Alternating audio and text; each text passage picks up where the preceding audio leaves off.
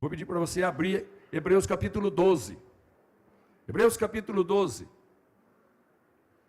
Eu quero que durante esse culto você procure ficar em espírito de oração, pedindo para que Deus revele algo para você. Algo que Deus tem falado conosco, e nós queremos clareza para que Ele fale com todos. Nós queremos ter o mesmo sentimento. Nós queremos ter a mesma maneira de pensar, de sentir e de fazer as coisas no reino de Deus. E nós queremos que a liberdade que o Senhor nos dá de escolha sempre nos leve a escolher uma direção só. E nessa noite a palavra que Deus está nos dando, olhando só para Cristo. Uma única direção do nosso olhar, só para Cristo. Nós não queremos olhar para outra coisa. Nós não temos outra coisa para olhar, só para Cristo. Então, Hebreus capítulo 12, versículo 2, se você abriu, eu vou ler, quero que você preste atenção. Estou lendo usando a linguagem de hoje, mas você pode usar que tem. Conservemos os nossos olhos fixos em Jesus, pois é por meio dele que a nossa fé começa, e é ele quem a aperfeiçoa. Ele não deixou que a cruz fizesse com que ele desistisse. Pelo contrário, por causa da alegria que lhe foi prometida, ele não se importou com a humilhação de morrer na cruz. E agora está sentado do lado direito do trono de Deus. Sabe, irmãos, o propósito dessa mensagem é nos levar a olhar para Jesus em todos os momentos da nossa vida. Pensa no momento da sua vida. Se ele for alegre, olha para Jesus e agradece. Se ele for triste, olha para Jesus e clama misericórdia. Mas olhe para Jesus em todos os momentos da sua vida. Porque um dia nós chegamos à conclusão, não tem para quem olhar a não ser para Jesus. E foi ali então, nesse nosso olhar com Jesus, pela fé, que começou a nossa caminhada atrás de Jesus. Irmãos, quando nós colocamos a nossa fé nele, nós decidimos aceitá-lo como Senhor, nós adquirimos o direito de ser chamado cristão. Muitas vezes alguém acha que ser chamado cristão é porque faz parte de alguma igreja cristã. Mas, irmãos, é muito mais do que isso. Pode ser que o título de cristão seja um direito de alguém que frequenta uma igreja cristã. Mas, irmãos, quando você diz, eu sou cristão, é muito mais do que um título. É uma declaração da sua fé. Eu sigo aquele que Deus enviou para ser o caminho e a luz na minha vida. Mas o texto que nós lemos de Hebreus 2 também diz que ele pode aperfeiçoar e manter a nossa fé.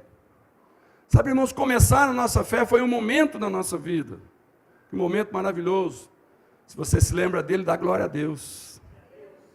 Houve um momento na minha vida, na sua vida, em que você tomou uma decisão, foi convencido, e naquele momento, você decidiu, comecei uma carreira cristã. Entrei atrás de Jesus, aonde ele foi eu vou.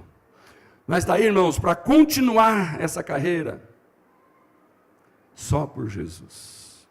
Nós não podemos tirar os olhos do ponto que nós colocamos pela fé no momento que nós nascemos de novo. Mas sabe, existe uma tendência, existe uma situação, irmãos, que todo mundo acredita, todos os que são evangélicos, todos os que se dizem cristãos, eles são unânimes em declarar que só Jesus Cristo salva. Você pode dizer, só Jesus Cristo salva? Só Jesus Cristo salva. Essa é a declaração de fé de todos aqueles que são cristãos. Mas sabe, irmãos, no decorrer da nossa caminhada, começam a surgir outras situações, outras influências, e de repente, para continuar, é difícil, que começam a vir outros ventos, seja de doutrina, seja de ensinamento, seja de pensamento, sentimento, e aí a pessoa começa a encontrar dificuldade para seguir a Jesus, E aí ele começa a buscar outras fontes de auxílio e de ajuda. Mas esse versículo diz: nós olhamos para ele, porque foi nele que a nossa fé começou. E nós continuamos a ele, olhando para ele, porque é ele que sustenta a nossa fé. Você acha que se alguém desprezar Jesus, ele pode ser um vitorioso na sua vida cristã? Você acha que se alguém deixar Jesus do lado e colocar mais alguma outra coisa, que também pode ser muito boa, mas você acha que ele pode ser chamado de um crente vitorioso? Eu ia dizer vencedor, mas você vai achar que eu estou dizendo que tem que ser membro dessa igreja. Não tem nada a ver com isso. Nosso nome de igreja vencedor é só por um motivo: para nos lembrar que nós nunca podemos sair do caminho do Senhor. Nós nunca podemos negociar com outro tipo de pensamento, de sentimento, de doutrina, de ensinamento, a não ser a pura e genuína palavra de Deus. Então, irmãos, nunca pense em desprezar o Senhor Jesus, senão para de ter vitória na sua vida. Você acha que Deus abençoa aquele que despreza a obra de Cristo? Sim ou não? Você acha que aquele que coloca, além de Cristo, mais alguma outra coisa para acreditar, para seguir? Por exemplo, o seu esforço próprio. Por exemplo, você acha que se você começar a guardar todos os ensinamentos, todas as leis que Deus deu para o seu povo lá no começo, você acha que se você fizer isso, então você está colaborando para que Cristo seja glorificado? Ou será que isso está sendo assim uma espécie de desprezar Cristo, porque eu também sou capaz de fazer alguma coisa? Nós sabemos que lá em Gálatas 5:22 diz assim: o fruto do Espírito é amor, alegria, paz, longanimidade, benignidade, bondade e fidelidade. Você acha que sem olhar para Cristo você consegue dar esses frutos do Espírito? Você acha que só pelo esforço próprio de guardar os mandamentos de Deus, todos eles, não pode faltar nenhum, você consegue, irmãos, você consegue produzir o que Paulo está dizendo em Gálatas, os frutos do Espírito? Por exemplo, numa situação difícil, você consegue expressar amor, você consegue sentir alegria no meio de algumas ameaças, você consegue ter paz, você consegue ser longânimo, ou seja, alguém te provoca, você segura. Se não estiver olhando para Cristo.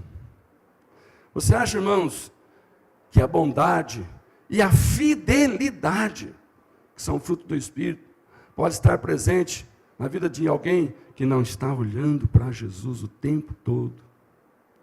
Então diga para o irmão: eu só quero olhar para Jesus, porque eu quero produzir os frutos do Espírito. Eu quero que você abra sua Bíblia lá em João capítulo 3, Evangelho de João capítulo 3. Deus tem uma palavra para nós hoje aqui, que eu peguei essa palavra, vendo a maneira como o Senhor Jesus respondeu uma dúvida de alguém que era temente a Deus. Pensa num homem que conhece a lei de Deus, pensa num homem que ensina a palavra de Deus com fidelidade, pensa num homem que ele paga altos preços para viver uma vida correta conforme Deus colocou nas suas leis. Pensa num sujeito assim. Mas esse cara chamava Nicodemos. E a Bíblia diz, capítulo 3, se você ler, eu vou contar a história, mas você pode ler aí, acompanhar. A Bíblia diz que esse Nicodemos, professor da lei, mestre em Israel, profundo conhecedor e obediente às leis de Deus, ele começa a olhar para Jesus, ele começa a ouvir as pregações de Jesus, ele começa a ver a maneira como o povo encara Jesus, ele começa a ouvir que Jesus é um Messias, porque Jesus começa a declarar: eu sou aquele que vocês estavam esperando, o Pai me enviou.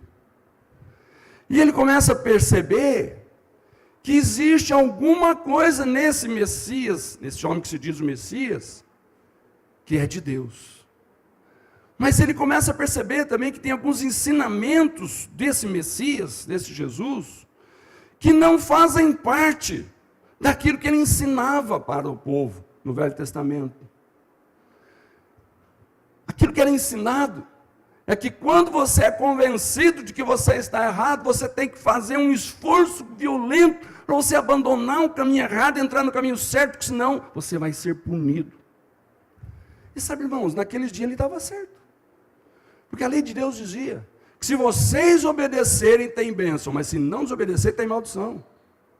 Irmãos, Nicodemos não estava ensinando nada errado, era assim que acontecia.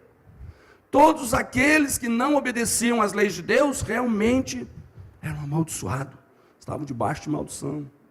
Mas de repente, Nicodemos começa a ouvir Jesus falando uma coisa um pouco diferente. Ele começa a sentir em Jesus que tem um amor, que ele não encontrava nem nele falando, e nem outras pessoas falando. Nicodemos percebeu em Jesus que tinha um desejo de perdoar aquele que não teve chance, que lutou, que fez de tudo, mas que no fim das contas, pelo menos um dos mandamentos ele quebrou, e que agora o Satanás estava dizendo para ele: tem que obedecer aos 10, se não obedeceu um, não vale nada, pode sair de fora. E de repente Jesus começa a trazer uma mensagem diferente. Então, irmãos, ele procura Jesus, você olha para o versículo aí, e ele faz a seguinte pergunta: Rabi, nós sabemos que o Senhor é um mestre que Deus enviou, pois ninguém pode fazer esses milagres se Deus não estiver com ele. Jesus respondeu: eu afirmo ao Senhor que isto é verdade. Ninguém pode ver o reino de Deus se não nascer de novo. Irmãos, aonde que está na lei de Moisés um mandamento de que para ver o reino de Deus precisa nascer de novo? Não tem. Mas Nicodemos ouve Jesus falar: sabe esse vazio que tem no seu coração, Nicodemos? Você pode guardar todos esses mandamentos do meu Pai, esse vazio vai ficar. Sabe quando que esse vazio vai sair daí? O dia que você nascer de novo.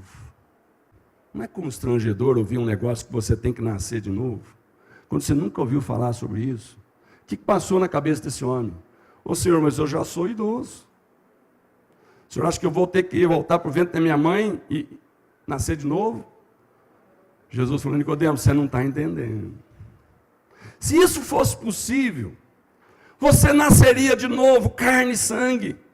Mas deixa eu te dizer uma coisa: carne e sangue não vai herdar o reino dos céus. Nicodemos, não é desse nascimento que eu estou falando do nascimento do Espírito. Mas vocês acham que Nicodemos falou: Senhor, agora entendi tudo. Nossa, irmão, deve ter passado muita confusão na cabeça de Nicodemos. Mas nós estamos falando aqui que o pregador desse momento, que era inclusive um momento noturno, de noite, sozinho, Nicodemos foi procurar Jesus, só ele, cara a cara.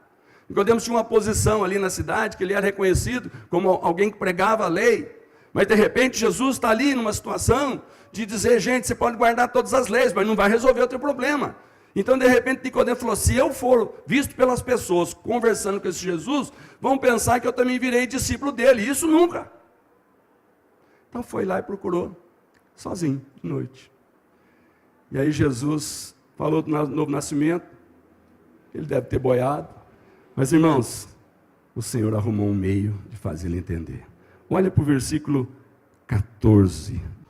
Olha o que Jesus tenta explicar para Nicodemos. Jesus usa uma figura, uma história que Nicodemos bem conhecia. Assim como Moisés, no deserto, levantou a cobra de bronze numa estaca, assim também o Filho do Homem tem de ser levantado, para que todos os que crerem nele tenham a vida eterna. Irmãos, assim como Moisés levantou uma cobra no deserto, eu preciso ser levantado numa estaca, numa cruz. Porque quando eu for levantado, eu vou atrair todos a mim. Está entendendo, irmão? Hoje você entende. Mas naquele dia, Nicodemos falou: Senhor, essa história, eu vou pedir para você abrir, deixa marcado João 3 aí, que nós vamos voltar depois para aí, mas eu quero que você abra em Números capítulo 21. Eu quero usar esses dois textos, para que nessa noite o Espírito Santo tenha clareza no nosso coração a respeito da obra de Jesus. E é quando nós entendemos a obra de Jesus que nós só passamos a olhar para Jesus. Essa história diz lá no capítulo 21, versículo 4. É a história da cobra. Então, os israelitas saíram do monte Or pelo caminho que vai até o Golfo de Acaba, para dar a volta em redor da região de Edom. Mas no caminho, o povo perdeu a paciência e começou a falar contra Deus e contra Moisés. Eles diziam: por que Deus e Moisés nos tiraram do Egito? Será que foi para morrermos no deserto, onde não há pão e nem água? Já estamos cansados desta comida horrível. Aí o Senhor Deus mandou cobras venenosas que se espalharam no meio do povo, e elas morderam e mataram muitos israelitas. Então o povo foi falar com Moisés e disse: nós pecamos, pois falamos contra Deus, o Senhor, e contra você. Peça a Deus que tire essas cobras que estão no meio da gente. Moisés orou ao Senhor em favor do povo. Qual deve ter sido a oração de Moisés? O que o povo pediu? Qual foi a oração que o povo pediu? Moisés, fala para o Senhor remover essas cobras do meio de nós. Deixa eu te perguntar, alguém estava pensando que aqueles que já tinham sido picados, se Deus só tirasse as cobras, eles iam morrer? O que o homem estava pensando nesse momento, do jeito que o homem pensa? Nós temos que ficar livres desse problema para que ninguém mais seja contaminado por ele. Essa é a maneira de pensar do homem. Mas o que é que Deus fez? Depois nós vamos ver isso em detalhe. E ele disse, aí Deus fala: faça uma cobra de metal, pregue num poste, quem for mordido deverá olhar para ela e assim ficará curado. Então Moisés fez uma cobra de bronze e pregou num poste. Quando alguém era mordido por uma cobra, olhava para a cobra de bronze e ficava curado. Aleluia. Glória a Deus. Irmãos, essa história Nicodemos conhecia. Só que nessa história, daquele momento em que o povo foi picado e cada um que olhava para a cobra era sarado, Jesus estava dizendo: Nicodemos, eu vim aqui para ser levantado no madeiro, e todos que olharem para mim, como aqueles que olharam para a cobra no alto daquele haste, foram sarados. Quem olhar para mim vai ser sarado da doença mortal do pecado que leva para o inferno. Aleluia! Mas irmãos, vamos falar um pouquinho aqui do versículo 4 e versículo 5, onde eles chamam o maná de uma coisa desprezível, uma coisa horrível. Sabe, irmãos, esse maná era algo que ninguém plantava, ninguém fazia esforço nenhum, ele vinha do céu. Era o pão do céu que Deus trazia sobre o povo em pleno deserto. Onde o povo estava, não importa se tinha areia ou tinha pedra, o maná caía todo dia. E era uma provisão divina, e ninguém tinha dúvida disso, porque Deus falou: vocês vão colher a porção para cada dia. Se alguém colher mais do que para um dia, no dia seguinte vai estar tudo estragado. E estava mesmo. Mas quando chegava na sexta-feira, Deus falou: amanhã, no sábado, não vai cair. Então na sexta-feira você pode pegar a porção dobrada para comer amanhã. E no sábado não caía. E o que eles pegavam a mais, não estragava de sexta para sábado. E no domingo voltava a cair. Irmãos, este era o pão do céu que estava alimentando aquele povo chamado de Deus em pleno deserto. Mas eles enjoaram daquilo e resolveram reclamar, dizendo: isso é desprezível, nós não aguentamos mais esse negócio, nós queremos chegar num lugar onde a gente pode plantar, onde a gente pode produzir, onde nós podemos pôr a nossa mão e fazer alguma coisa para nos sentirmos úteis, sentir que nós estamos comendo o pão que nós plantamos. Mas eles não entenderam que Deus queria sustentar o seu povo, que quando o povo é dele, a responsabilidade é dele. Mas muitas vezes nós temos que entender que algumas coisas na nossa vida, você não precisa ter medo que aconteça, ou ter medo que não aconteça, porque a Bíblia diz que todas as coisas que te acontecer vão contribuir para o seu bem, para que você fique mais parecido com Jesus. Está entendendo, meus irmãos? O Senhor Jesus está dizendo para Nicodemos: Nicodemos, o meu povo vai ser alimentado pelo pão do céu. O pão do céu. Agora, irmãos, lá no Salmo 78, se você olhar para o versículo 24, diz assim, o salmista está dizendo: Ele deu ao povo pão do céu, fazendo com que caísse o maná para eles comerem, e assim comeram o pão dos anjos. Deus lhes deu comida com fartura. Esse pão dos anjos, eu estava olhando na versão da Bíblia, na tradução brasileira, e lá eles traduzem pão dos anjos como o pão dos poderosos, o pão dos valentes. O que é que Deus estava dando para o povo comer? Era um pão qualquer? Era um alimento qualquer? Não, era o pão dos valentes, o pão dos anjos, o pão dos vencedores, o pão daqueles que quando comiam recebiam força para continuar caminhando naquele deserto, para continuar esperando com paciência no Senhor até que Ele atendesse, até que cumprisse seu projeto. Então Deus estava dando o melhor que tinha para eles, sem que eles fizessem nada. Eles só tinham que receber, desfrutar e agradecer. Mas aqui eles começam a reclamar. E por conta disso, Deus permite que no lugar por onde eles estavam passando, as cobras daquele lugar se tornassem perseguidoras de ser humano. Quem conhece hábito de cobra sabe que cobra corre de gente. Ela só ataca em situação quando ela se sente ameaçada. Mas naquele momento ali, Deus permitiu que Satanás usasse aquelas cobras para ir picar cada uma daquelas pessoas que tinham reclamado de Deus, que tinham ofendido a Deus, que tinham feito coisas que desagradavam a Deus, não sendo gratos ao pão do céu que eles estavam comendo. Então, irmãos, percebe que muitas vezes Deus quer dar o melhor para nós, mas nós ficamos reclamando, nós ficamos achando que isso, Senhor, só isso. E sabe quando nós reclamamos de só isso? Quando nós olhamos alguém do nosso lado que está com mais do que nós temos. Muitas vezes a gente não leva em consideração que o mais que ele tem do que nós, não foi Deus que mandou. Se não foi Deus que mandou, uma hora acaba, uma hora faz mal, uma hora não dá mais certo. Sabe, irmãos, aquela comida que nós plantamos, um dia você planta e pode não nascer. Um dia você planta, pode dar um furacão, pode dar um pé d'água muito violento, acaba com tudo, pode dar uma inundação. Tudo aquilo que é produto da nossa mão, irmãos, uma hora não dá certo, o teu salário para de vir porque você foi demitido, a tua saúde forte, valente, uma hora você está numa cama porque vem uma enfermidade, isso é comum da vida, você está entendendo?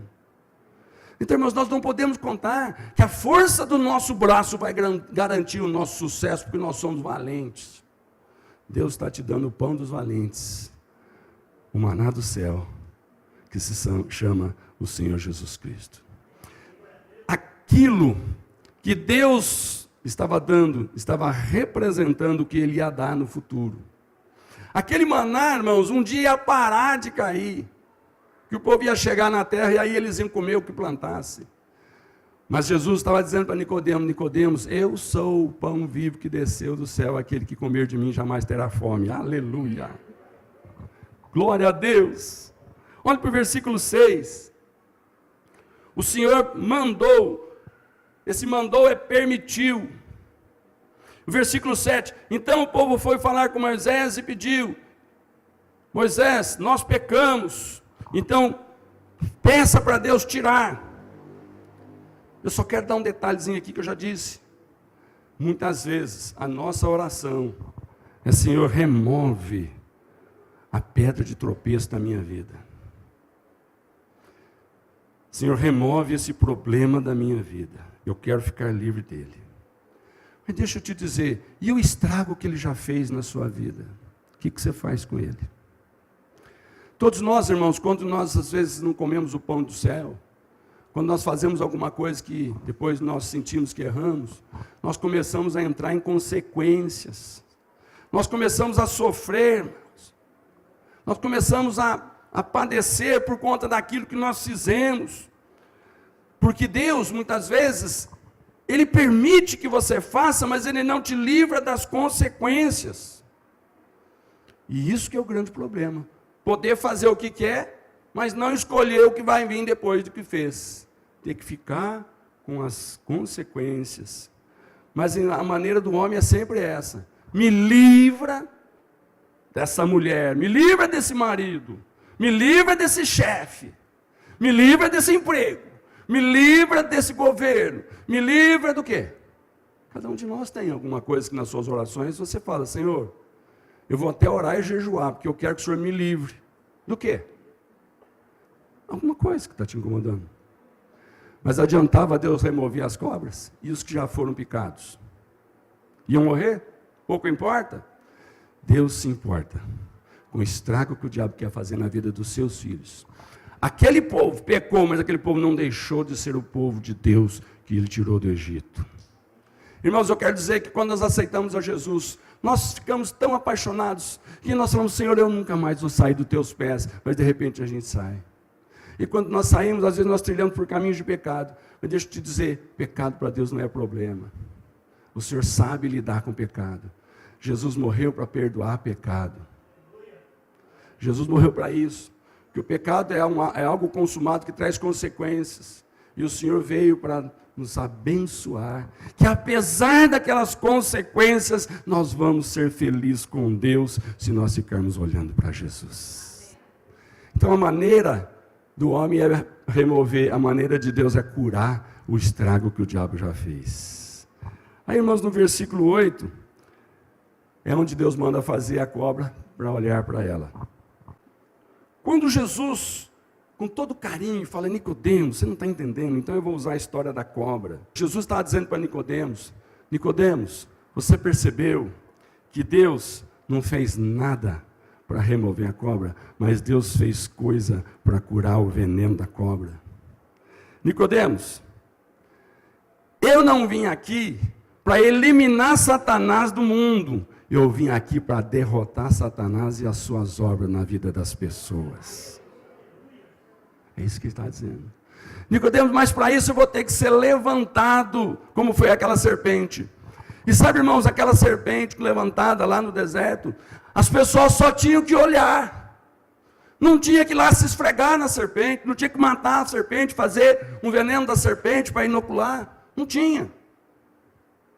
Mas o projeto do homem, qual era? Vamos matar as serpentes e vamos fazer alguma coisa para curar o veneno da serpente. Mas Deus falou: não, é só olhar com fé. Irmãos, e lá naqueles tempos tão remotos, todos que olhavam para o céu, foi picado pela serpente, o veneno está aí, vai te matar, olha com fé. Não morria. A glória a Deus. Irmãos, você pega um sujeito mais pecador, aqueles que o diabo fala: esse já está no papo, esse já está no inferno, já estou preparando o caldeirão. De repente, alguém chega para ele e fala: que nada, olha para Jesus. Olha para Jesus, o veneno dessa cobra maligna vai sair daí. Porque Jesus disse: quando eu for levantado, eu vou atrair multidões, e todos que olharem para mim vão ser curados. Aleluia. Mas eu quero ler com você 2 Coríntios capítulo 5, versículo 21. Sabe, irmãos, o apóstolo Paulo diz, no versículo 21 de 2 Coríntios capítulo 5, que em Cristo não havia pecado. Mas Deus colocou sobre Cristo a culpa dos nossos pecados, para que nós, em união com Ele, vivamos de acordo com a vontade de Deus. Em Cristo não tinha pecado. Então aquela cruz que Cristo foi levantado não era algo que Ele merecia. Aqueles ladrões, sim. Um deles até reconhece: eu mereço estar aqui. O outro diz: bobagem, blasfema. Mas Jesus era tão bom, mas ele disse: mas eu vou naquela cruz. Eu não fiz nada, mas vocês fizeram muito para ofender o Pai. Vocês, na tentativa de guardar as leis de Deus, vocês só ficaram sabendo com as leis de Deus, como é que Deus gosta, mas vocês não conseguiam fazer. Então, cada vez que vocês tentavam guardar as leis de Deus e não conseguiam guardar, vocês eram culpados, e o diabo vinha e falava na tua mente: está vendo? Não adianta, você tenta, mas não consegue, desiste disso. Quantas vezes nós fazemos propósitos? Eu nunca mais vou fazer isso. Não, se eu sair dessa, nunca mais eu entro noutra. O sujeito está lá no vício. Não, Senhor, me livra dessa. Dá um mal-estar, às vezes dá um problema sério, passa por um susto, passa por uma enfermidade, passa por uma coisa, e aí você ouve aquela pessoa falando: Senhor, tem misericórdia de mim, se me curar, nunca mais eu entro nessa. Aí passa um tempo, volta a saúde, volta a paz, volta tudo, a pessoa está de novo fazendo. Aí o diabo falou: está vendo? Aí ele faz outro propósito com Deus, o diabo fala: não adianta, você vai tentar de novo, não vai resolver. Então, irmãos, tentar com um abraço forte nosso, fazer as coisas para agradar a Deus, não resulta em nada, é só perda de tempo. E o Senhor nem espera isso de nós. Jesus fala: Nicodemos, se você olhar para mim, só olhar para mim, já está resolvido o seu problema. Glória a Deus, queridos, glória a Deus. Mas sabe, uma coisa bonita que nós vimos, que o povo reconheceu. Sabe, nós estamos sofrendo consequências dos nossos pecados. É bom quando a gente percebe que nós sofremos consequências dos nossos pecados, que o nosso coração fica mais sensível e nós somos tocados a olhar para Jesus. Quando você percebe, nós pecamos, nós ofendemos, nós falamos mal do alimento que vem do céu. Ok, por isso as cobras vieram, ok, agora o povo está morrendo, ok. Então nós já sabemos o que nós fizemos de errado, ok, mas agora, então, saiba o que tem que fazer de certo. Olha para aquela cobra de metal que representava Cristo, e todos que olhavam eram curados. E você tem que falar, a nossa mensagem do Evangelho tem que ser aquela mensagem que diz para a pessoa: você não precisa se esforçar para mudar de vida, porque no dia que você for atraído por Jesus, você vai olhar para Jesus e vai sentir o olhar de amor dele sobre você. E você vai ficar tão constrangido e tão grato que você não vai querer fazer nada que desagrade ao Senhor, porque você não vai querer. Ninguém vai chegar e vai colocar um código para você obedecer, uma fórmula para você manipular e dar certo. Não, vai ser tão gostoso aquele sentimento de caminhar olhando para cima. Jesus, surge uma dificuldade, surge um problema no casamento, eu não sei o que fazer, já cansei de orar, cansei de fazer curso de casais, volto, parece dar certo, fica um tempo, volta tudo de novo. Já cansei de orar, jejuar, fica um tempo bom, de repente eu caio tudo de novo. Qual é o segredo? Não para de olhar para Jesus. Qualquer problema na sua vida, não para de olhar para o Jesus que te salvou, quando você olhou pela primeira vez e chegou na conclusão: só tem um caminho, e eu encontrei, eu vou entrar por ele, eu vou caminhar por ele, e Deus vai me abençoar. Muitos cristãos hoje ficam procurando, quando passa por uma situação de sofrimento, qual foi a brecha que eu dei. Você não tem procurado, uma das vezes, brecha na sua vida? Você já não ouviu alguém falar: ô irmão, você está com brecha, por isso que aconteceu. Irmãos, você acredita que para os filhos de Deus, os nascidos de novo, aqueles que Jesus foi lá na cruz, pagou pelos seus pecados, removeu toda a maldição da desobediência daqueles que não conseguem obedecer, você acha que para esse a maldição ainda está por cumprir? Você acha que você que tem o Senhor Jesus no seu coração, tem alguma coisa que você tem que investigar? Ou eu preciso ver, porque lá atrás, meus ancestrais, sabe lá o meu avô, ouvi falar que meu avô foi muito, sei lá o quê. E aí você fala: sabe por que eu sou assim? Tem consequência da influência dos meus antepassados. Mas você acha que isso é verdade para o cristão verdadeiro que está olhando para Jesus? Você acha que a obra de Jesus de descer dos céus e se pendurar numa cruz para remover o veneno do pecado, de repente chega um momento que ele perde o poder, é só um tempinho. Aí alguém chega e descobre alguma coisa do antepassado e fica triste: descobri por que eu tenho isso, é que lá atrás. Aí alguém fala: então vamos fazer uma oração para remover essa maldição. Você acredita nisso? Então está desprezando a obra de Cristo. Não estão entendendo? Gálatas 3,13. Eu tenho base bíblica para dizer o que estou te dizendo. Cristo, tornando-se maldição por nós, nos livrou da maldição imposta pela lei. Como dizem as Escrituras, maldito todo aquele que for pendurado numa cruz. Jesus se tornou maldito para que eu, que não consigo obedecer toda a lei de Deus, então eu quebro. Mas o Senhor Jesus obedeceu tudo, então ele cumpriu. Então ele foi injustamente para a cruz. E ele diz, todos aqueles que olharem para mim, eu dou a vocês o direito de se beneficiar do que eu conquistei com o meu sacrifício na cruz. Então, irmãos, tira da sua cabeça, se o diabo tem posto alguma coisa, que algum sofrimento, enfermidade, insucesso, fracasso, doença, tem a ver com pecado seu ou de ancestrais. Se você tem olhado para a cruz, tudo foi removido por Jesus. Alguém pode dizer, pastor, mas a própria medicina, quando você chega com uma enfermidade, tem um questionário, que o médico pergunta, escuta, tem algum histórico dos seus antepassados? E aí você fala, sim, teve câncer, teve bronquite, teve isso, teve aquilo. Então é isso. E como é que fica aquela situação? Ele levou sobre si as nossas enfermidades, para que nós fôssemos curados. Onde fica isso? É verdade ou mentira? O crente, o cristão precisa acreditar. As nossas enfermidades já foram levadas sobre si. Pastor, mas acreditar não fica doente? Fica doente. Fica doente. Mas então? Mas eu estou falando que não existe doença dos teus ancestrais que vem sobre você quando você nasceu de novo, uma nova criatura.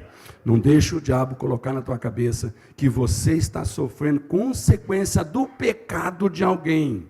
Não é consequência do pecado de alguém. Eu não sei porque é que Deus permite. Eu não sei. A única coisa que eu sei é que um dia os discípulos chegaram em Jesus e olharam para um cego de nascença e falaram, Senhor, foi ele que pecou ou foram seus pais que pecaram para que ele nascesse cego? Jesus falou, não foi nem ele, nem os seus pais, ele nasceu cego para que manifestasse nele a glória de Deus nesse momento, e curou o cego. Aleluia! Irmãos, eu não sei porque o crente fica doente, mas eu sei que na hora da enfermidade, o crente doente tem a oportunidade de glorificar o Senhor Jesus. Tem oportunidade, se ele estiver olhando para a cruz, ele tem oportunidade de a sua enfermidade glorificar o Senhor Jesus. Amém, queridos? Glória a Deus por isso. Jesus tomou... Ele, nos seus dias, para aqueles que acham que, eu não posso ser abençoado por Jesus, porque eu ainda tenho um pecado escondido, e esse meu pecado, enquanto eu não confessar, ele vai ser a causa do impedimento de eu não ser abençoado. Então eu estou até conformado, porque esse pecado eu não consigo largar dele, então não tem jeito de Deus me abençoar por causa dele. Deixa eu te perguntar, naqueles dias de Jesus andava no meio da multidão, ok? Do meio da multidão, Jesus curou leprosos, Jesus curou cegos, Jesus curou aleijados. Você acha que essas pessoas todas foram curadas? Porque eles tiveram uma sessão um pouquinho antes com Jesus e confessaram os seus pecados, ficaram libertos e pararam com a palhaçada? Não.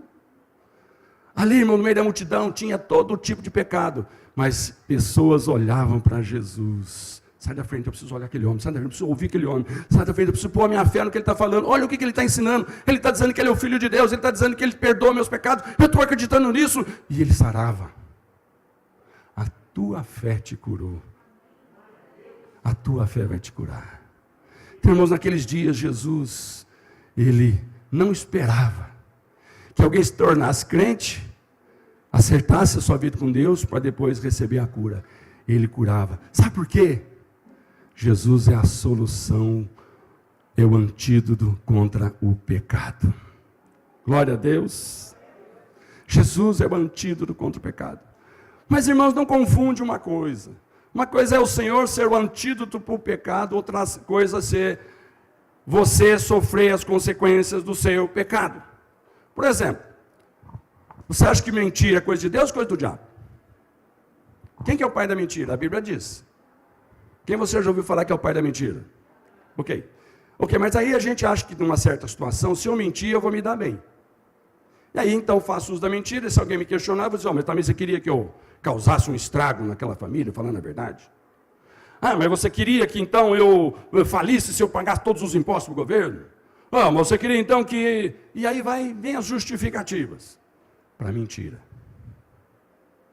E aí, alguma coisa não dá certo naquele tipo de negócio, por causa da mentira.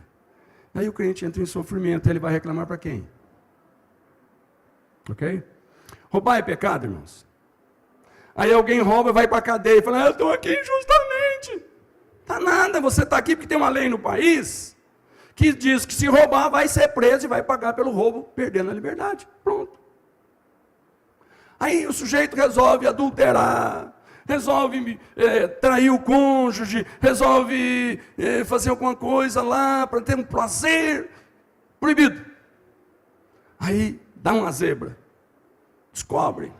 Aí ele perde a esposa, ele perde a família, ele perde a honra, perde a moral, perde o emprego, perde isso, perde aquilo, perde a confiança. Tá, estou sendo perseguido, Satanás está agindo sobre a minha vida.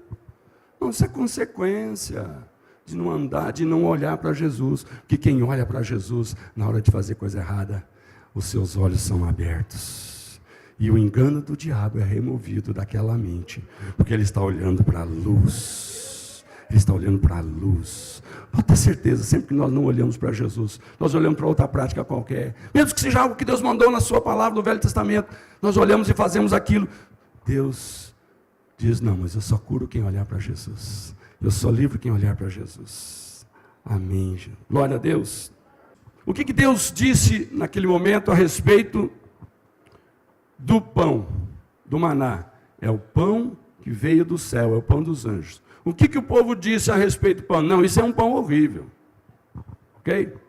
Agora, irmãos, o que Jesus diz a respeito dele como pão em João capítulo 6, versículo 49? O que Jesus diz? Olha, eu sou o pão. Ele diz, os antepassados de vocês comeram maná no deserto, mas morreram. Aqui está o pão que desce do céu, e quem comer desse pão nunca morrerá. Eu sou o pão vivo que desceu do céu. Se alguém comer desse pão, viverá para sempre. E o pão que eu darei para que o mundo tenha vida é a minha carne. Fala para o irmão, você comeu de Jesus? Então tem vida eterna. Vida eterna.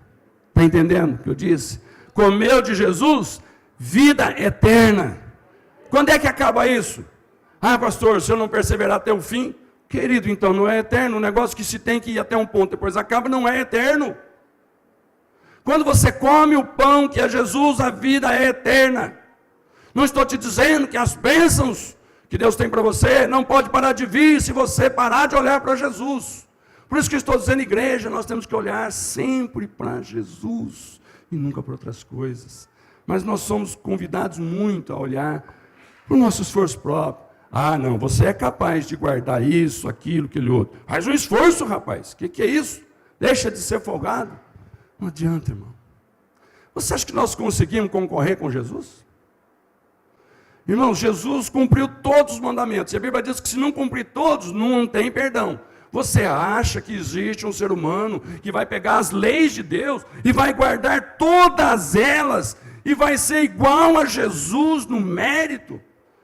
O que esse cara está querendo?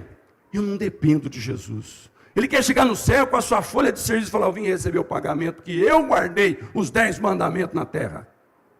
Deus fala assim, ah é? Então você desprezou o pão do céu que eu dei para você, que é o meu filho? Então não tem lugar para você aqui. Amém, queridos? Porque a palavra de Deus diz, aquele que diz que não tem pecado é mentiroso. Amém. E aquele que tem pecado não pode merecer nada, mas recebe muito, sabe por quê? Por causa do favor divino, da graça maravilhosa do Senhor. O problema que aconteceu no deserto foi que o povo desprezou a graça, o pão. Então eu quero te dizer uma coisa: a única causa de maldição sobre uma pessoa é quando ela despreza a graça de Deus. Desprezou Jesus, que é a graça maravilhosa, está debaixo de maldição. Ok? Não tem outro jeito de se pôr debaixo de maldição, a não ser desprezar Jesus. Agora eu te pergunto, crente é quem desprezou Jesus? Não, esse é o ímpio. Quem despreza Jesus, irmãos, ainda não foi salvo. Então a maldição sobre quem não foi salvo é uma realidade. Claro, Deus falou que se não obedecer, a maldição está ali. Então a única brecha é quando rejeita Jesus. Aí eu encontrei um versículo em Lucas 12, onde o Senhor Jesus disse que quem falar contra o Filho do Homem será perdoado. Porém, quem blasfemar contra o Espírito Santo não será perdoado, nem aqui, nem no porvir. Por que não tem perdão? Porque o Espírito Santo é aquele que nos convence que Jesus é o pão da vida. Se você desprezar o convencimento do Espírito que Jesus é o pão da vida, o que alguém vai ensinar para você, diferente do Espírito Santo? O Espírito Santo só tem uma mensagem, é só Jesus e mais nada. Mas o homem tem muitas mensagens. Guarda isso, guarda aquilo, guarda aquele outro. Então, se alguém desprezar o Espírito Santo, o convencimento do Espírito para seguir a orientação de uma religião, de uma doutrina, de um segmento, de um costume, de um povo, está desprezando Jesus, está debaixo de maldição. Nós queremos nessa igreja ser conhecidos como? Como os que olham para Jesus, não importa a circunstância, ou como aqueles que são excelentes em guardar os mandamentos de Deus. Como é que você quer ser conhecido? Deixa eu dizer uma coisa, pega o teu informativo e abre o teu informativo no comecinho. O modo como nós queremos ser conhecidos nessa igreja está declarado aí no nosso informativo e todo domingo você pode ler. Qual é o nosso propósito? O que nós queremos como igreja, irmãos? O que nós queremos? Diga comigo, exaltar a Deus. Quantos querem exaltar a Deus aqui? Diga amém. Diga, o meu propósito é exaltar a Deus de todo o meu coração, com todas as minhas forças, sempre olhando para Jesus. Aí o que mais? Eu quero servir as pessoas pelo compartilhar da fé. Qual é a tua fé? De que Jesus é teu Senhor ou de que você é um guardador de lei? O que você acredita? Guarda as leis, está indo para o céu? Ou olha para Jesus e está indo para o céu? A nossa fé olha só para Jesus, porque só Ele que nos leva para o céu. Pastor, não estou conseguindo fazer isso, não importa, está olhando para Jesus, você vai ficar livre disso, é uma questão de tempo. Pastor, a cobra já me picou, eu estou morrendo da picada, não importa. O diabo vai continuar aí, Deus não removeu as cobras, elas continuaram lá, mas quem não foi picado olhava, não morria. Irmãos, o pecado vai estar sempre aí, o diabo vai estar sempre tentando você, mas cada vez que nós somos picados pela cobra maligna da tentação do pecado, olha para Jesus e você é sarado. Glória a Deus. Então, irmãos, nós queremos também conectar e ajudar as pessoas a crescer em Cristo. Essa é a nossa visão. Aí alguém fala, mas pastor, eu achei que vocês tinham uma visão de célula. Irmão, deixa eu dizer uma coisa, nós não temos visão de célula. Nós não chegamos à conclusão que se nós nos reunirmos em célula, agora nós vamos ter sucesso. Que um ajuda o outro e todo mundo guarda as leis. Não é isso, irmãos. Sabe o que é essa visão de célula ou de pequenos grupos? É só uma estratégia de um abençoar o outro, um orar pelo outro, um fortalecer um outro, um carregar o outro quando ele cai, mas para isso precisa estar perto. Então, visão de célula ou pequenos grupos, irmãos, é só uma estratégia da nossa igreja, para nós ficarmos todos juntos olhando para Jesus. Não é missão, não é visão, não temos essa visão, nós somos loucos de pensar que isso. Nós sabemos que só olhando para Jesus, glória a Deus. O que pode nos impedir de olhar para Jesus? O que pode? A Bíblia diz que quando Moisés desceu do monte, ele tinha um véu. O véu na Bíblia, sabe o que significa? A lei. Sempre que você encontrar a menção de véu na Bíblia, está se referindo à lei.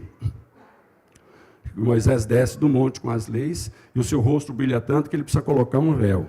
Então, aquele véu simbolizava, é porque Deus apareceu a Moisés, deu as leis santas para ele, e agora o povo vai receber algo de Deus. Ok. Mas sabe, irmãos, o véu foi caindo, foi caindo, foi caindo, foi sumindo. O brilho no rosto de Moisés foi apagando e o véu não precisava mais.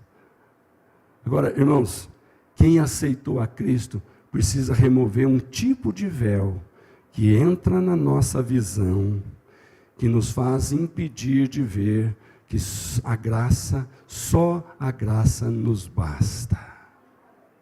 Quando entra o véu da lei na nossa frente, nós olhamos e nós não enxergamos que é só Jesus. Nós começamos a enxergar que existe também mais alguma coisa do lado de Jesus. Porque é de Deus, a lei é de Deus, Deus deu, como eu vou desprezar? Não é desprezar, é não confiar, que se você cumprir, você merece, porque ninguém pode chegar no céu por méritos. Nós só chegamos pelos méritos de Jesus, não pelos nossos. Quantos estão entendendo? Irmãos, nós estamos dizendo para os irmãos que a lei é maligna. Não, a lei é abençoadora. Por causa da lei que nós sabemos o que é pecado e o que não é pecado. Mas o que eu quero te dizer, se você ficar em cima de guardar, de obedecer para merecer, você está desprezando a obra de Cristo, você não está olhando para Jesus, você está olhando na periferia. Também uma outra coisa que você acha que pode fazer, mas não pode. Dá glória a Deus se você entendeu. Se você entendeu a mensagem dessa noite, você entendeu que o nosso propósito é ser uma igreja onde nós começamos a carreira cristã, porque um dia nós olhamos para o Senhor Jesus como o único caminho que leva ao céu. E o texto de Hebreus 12:2 diz que Ele é o começo da nossa fé, e é Ele que nos ajuda a continuar andando em fé. Não adianta outra coisa. Começou pela fé, continua pela fé, não sai da fé, porque senão desvia da fé, desvia do caminho, que é Jesus. Então, o nosso apelo, não siga o ensino do mundo religioso, que manda buscar dentro de si mesmo os seus erros, para que eles possam ser corrigidos e você mereça. A religião ensina isso, procura os seus erros, vê onde é que você errou e vai e não peques mais. Isso é o que o mundo religioso ensina. Irmãos, outro apelo. Já é tempo de todos nós sermos conhecidos como o povo que olha só para Jesus. O que significa isso? Não adianta me convidar para acreditar que uma outra coisa, porque eu não vou acreditar, é só Jesus. Fala para o irmão, você é um escolhido do Senhor. Então abre os seus olhos para enxergar Jesus. Você é um escolhido do Senhor. O Senhor te escolheu. Nós ficamos pensando, irmãos, que nós que escolhemos. Mas a Bíblia diz, não fosses vós que me escolheste, eu vos escolhi. Fala para ele, você foi um escolhido. Pode falar para ele que é verdade. Você foi um escolhido. O Senhor Jesus te escolheu para andar com Ele. O Senhor Jesus te escolheu para testemunhar dEle. O Senhor Jesus te escolheu para ser exemplo de que quando o tempo fechar na tua vida, você não entra em desespero, você olha e clama Jesus, e não outra coisa. Aleluia. Está vindo um mover de Deus no mundo, nos últimos tempos, onde todos os cristãos estão sendo direcionados a crer somente no Evangelho da graça. Esse é um movimento. Isso é algo que nos últimos dias tem ficado cada dia mais forte, e você vai ouvir falar cada vez mais, porque essa é a verdade que conquista o mundo. Só Jesus e mais nada. Tem Jesus, tem tudo. Não tem Jesus, dá um jeito de ter, porque não tem outra coisa que serve. Então, irmãos, hoje foi desse apelo que eu te fiz aí. Não siga outras coisas que desviam de Jesus. Olha só para Jesus, por favor, olha só para Jesus. Está difícil, clama para Jesus. O meu convite também é: quantos querem decidir nessa noite que vão olhar somente para Jesus. Você pode levantar sua mão comigo? Você decide nessa noite que essa palavra que Deus deu para Jesus falar para Nicodemos: eu vou ser levantado para que todos que olharem para mim, não importa o estrago que o diabo fez, vão ser curados e salvos. Sabe, irmão, decida que você vai ser um crente só em Jesus. Aleluia, aleluia. Quantos aqui querem ser curados e libertos de qualquer erro, de qualquer engano, de qualquer coisa, porque vão olhar só para Jesus? Irmão, você pode às vezes estar viciado em olhar para outras coisas, em consultar outras coisas, em confiar em outras coisas, mas o Senhor nessa noite está dizendo: você quer ser curado disso, você quer te remover o véu que impede de você olhar e enxergar só Jesus. Você quer que aquelas tabuletas da lei que estão caindo na frente dos teus olhos estão dizendo: como é que você despreza um negócio desse? Você fala: não estou desprezando, eu estou seguindo aquele que conseguiu cumprir isso, porque eu não consigo. Você está entendendo? Então, irmãos, decida isso. Quero ser curado de alguma coisa que ainda está atrapalhando a minha fé, e eu estou querendo confiar em outras coisas. E último convite que eu te faço: você aceita ser um pregador só da graça comigo nessa igreja? Você aceita pregar que só a graça me basta? Você aceita dizer que só Jesus Cristo salva e mais ninguém? Você aceita pregar e viver o evangelho da graça, que é a boa nova para aquele que foi picado pela cobra? Amém? Então eu quero orar com você. Baixe sua cabeça.